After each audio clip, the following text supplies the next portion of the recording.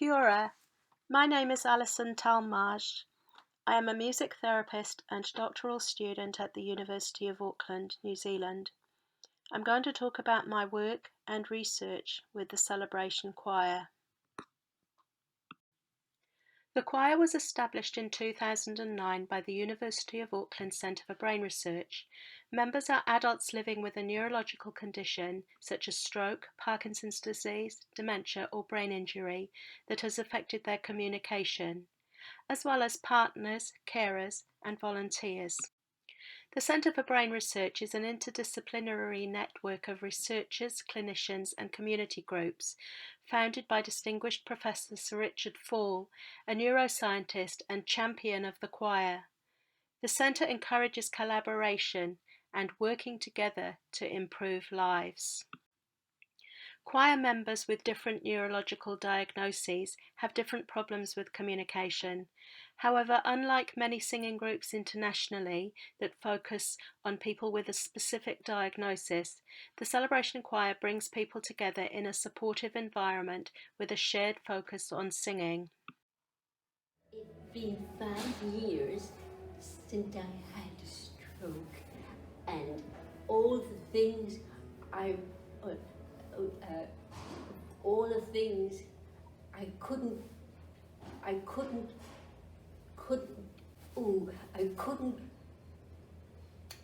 sing, and now I loved it. And people are so friendly. I love it.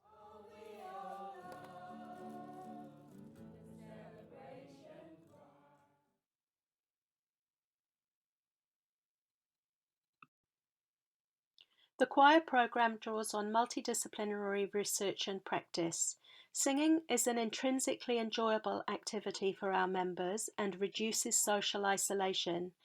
Our communication rehabilitation approach focuses on the voice and the presence of overlapping neural networks for speech and singing.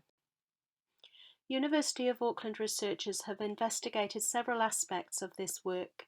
In particular, research has demonstrated successful participant recruitment, higher than expected health-related quality of life for choir participants, and significant voice improvements for people with Parkinson's disease. My doctoral study builds on this research and is particularly motivated by the wishes of choir participants to contribute to research and extend opportunities for other people like themselves. I want to bring a holistic music therapy perspective and a New Zealand perspective to this research. My main research question arises from this prior research and my professional practice. How can action research support the improvement of my professional practice as a music therapist to maximize the benefits of community singing for adults who have neurogenic communication difficulties? Sub-questions relate to these topics: the reciprocal relationship between research and practice, musical considerations such as song choice and song leading style, group composition, participant demographics such as diagnosis, age and ethnicity, outcome measures, and professional identity. My action research approach arises from a pragmatic stance and draws on related methodologies: ethnography, autoethnography, narrative inquiry, case study research, and arts-based research. This approach evolves and methods are selected as the research progresses. My study design contains up to 4 action research cycles, each beginning with a reconnaissance phase of information gathering, followed by implementation and evaluation of change. Spin-off cycles allow for exploration of side topics. I am currently completing the Cycle 1 reconnaissance stage, investigating the choir program through audio-visual analysis of choir sessions and through documentary analysis of choir membership records, repertoire, and documentation. The pandemic fundamentally altered the choir approach for several months, although the research design has not so far been affected. During 2 periods of lockdown, the choir met online. Technology and the online environment were not accessible to everyone, but feedback from attendees has been positive. As well as adapting our singing approach, songwriting and humour have been important for participants' well-being. This song was created together when we discussed the lockdown, the online choir approach, and the absence of our socially important tea break.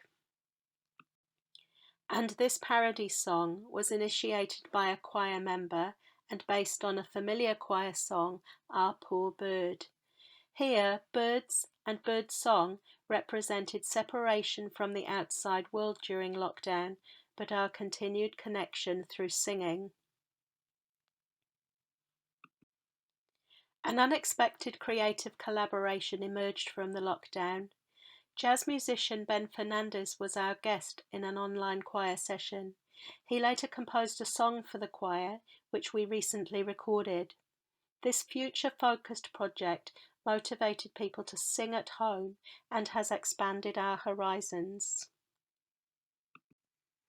I would like to acknowledge the choir participants, my supervisors, the Centre for Brain Research, and several organisations who have funded my PhD research to date. I would like to leave the last words to the celebration choir, a beautiful Maori waiata, Te Aroha.